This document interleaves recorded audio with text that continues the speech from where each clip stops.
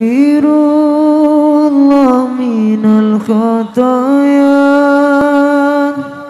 Rabbi zidni ilman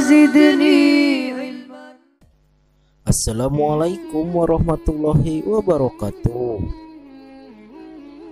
Mengenal puasa umat terdahulu sebelum datangnya Islam.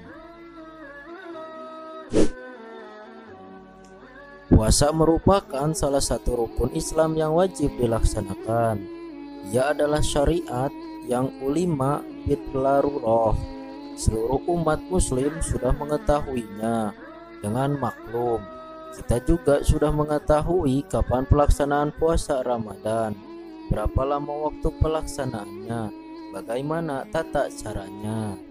Ayat yang mendasari kewajiban ibadah puasa diantaranya adalah ayat 183 dalam surat Al-Baqarah.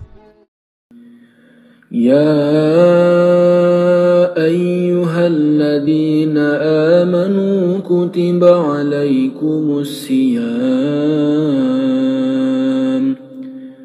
kama kutiba alal ladzina min qablikum la'allakum tattaqun. Hai orang-orang yang beriman, diwajibkan atas kamu berpuasa sebagaimana diwajibkan atas orang-orang sebelum agar kamu bertakwa. Quran Surat Al-Baqarah ayat 183. Dari ayat di atas kita dapat mengambil istidlal bahwasanya Allah Subhanahu wa taala mewajibkan puasa atas umat Nabi Muhammad SAW sebagaimana Allah juga telah mewajibkannya kepada umat-umat terdahulu sebelum Nabi Muhammad. Yang demikian dapat dilacak bahwa puasa adalah ibadah yang sudah ada sejak lama. Ia tidak terputus di umat tertentu, melainkan terus berkelanjutan pada hingga disyariatkan juga pada umat Nabi Shallallahu Alaihi Wasallam. Dalam kitab Ahkam Al-Sawm wa Al-Itiqob karya Dr. Abu Syari Muhammad Abdul Hadi disebutkan 3 perbedaan ulama mengenai pemahaman man qoblana. Pertama, yang dimaksudkan umat terdahulu itu adalah sejak Nabi Adam hingga umat Nabi Muhammad, sebagaimana diriwayatkan oleh Ibnu Abi Hatim dari Ibnu Umar. Beliau berkata, Nabi Shallallahu Alaihi Wasallam bersabda, puasa Ramadan telah Allah wajibkan atas umat-umat sebelum kalian. Perkataan ini telah diriwayatkan dari Imam Qatadah dan Al-Hasan Al-Basyari. Kedua, yang dimaksud umat terdahulu dalam ayat itu adalah Ahlul Kitab. Tegasnya adalah Yahudi dan Nasrani. Keterangan ini diriwayatkan oleh Mujahid dan Ibnu Abbas.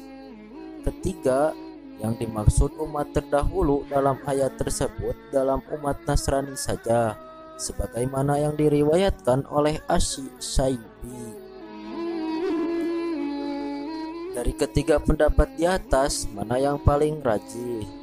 Menurut penulis kitab ini, Dr. Abu Syari Muhammad Abdul Hadi mengatakan, pendapat pertamalah yang kuat, sebab ada hadis yang menyokongnya, yaitu hadis Ibnu Umar yang telah disebutkan di atas.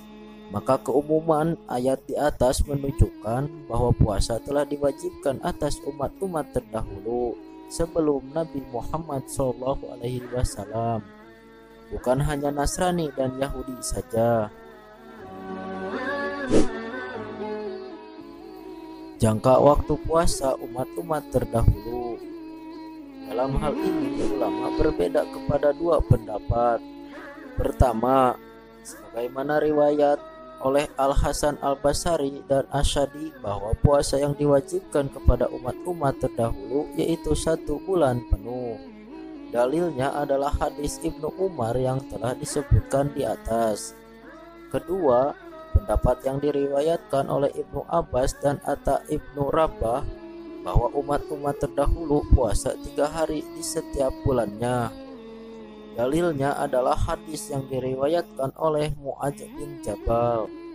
bahwa Rasulullah Shallallahu Alaihi Wasallam bersabda, mendatangi Madinah dan berpuasa di hari Asyura serta 3 hari di setiap bulan. Kemudian Allah Subhanahu wa taala menurunkan ayat kewajiban puasa Ramadan. Dari kedua pendapat di atas jelas perbedaannya. Pendapat pertama menegaskan umat terdahulu puasa dalam jangka waktu sebulan sebagaimana umat Islam saat ini. Pendapat kedua tegas mengatakan umat terdahulu berpuasa hanya 3 hari dalam setiap bulannya. Atas pendapat mana yang kuat? Menurut Dr. Abu Sari Muhammad Abdul Hadi dalam kitabnya Ahkam al-Sawm wa al-Itiqab mengatakan pendapat pertamalah yang kuat sebagaimana dikuatkan oleh hadis Ibnu Umar. Juga jika melihat ayat 183 dalam surat Al-Baqarah, telah diwajibkan kepada kalian puasa sebagaimana telah diwajibkan atas umat-umat sebelum kalian. Sedang yang diwajibkan kepada kita umat Nabi Muhammad adalah puasa sebulan. Oleh karena itu pendapat pertama merupakan pendapat yang kuat. Tata cara puasa umat-umat terdahulu. Ibnu Katsir meriwayatkan dalam permasalahan ini, tata cara umat-umat terdahulu dalam melaksanakan puasa yaitu apabila mereka telah melaksanakan sholat atamah atau isya, kemudian tidur, maka diharamkan bagi mereka untuk makan minum, juga berhubungan badan dengan istri. Dalilnya adalah riwayat dari Ibnu Abbas. Hai orang-orang yang beriman, diwajibkan atas kamu berpuasa, sebagaimana diwajibkan atas orang-orang sebelum kamu. Dahulu orang-orang pada zaman Nabi apabila mereka telah melakukan sholat isya, haram atas mereka untuk makan dan minum serta bercampur dengan istri. Mereka berpuasa hingga esok hari. Kemudian terdapat seseorang tak dapat menahan hawa nafsunya, kemudian ia mencampuri istrinya setelah melakukan sholat isya dan belum berbuka. Kemudian Allah Azza wa Jalla hendak menjadikan hal tersebut sebagai kemudahan bagi waktu yang selanjutnya serta sebagai keringanan dan manfaatnya. Hadis riwayat Abu Dawud. Demikianlah pemaparan puasa umat-umat terdahulu.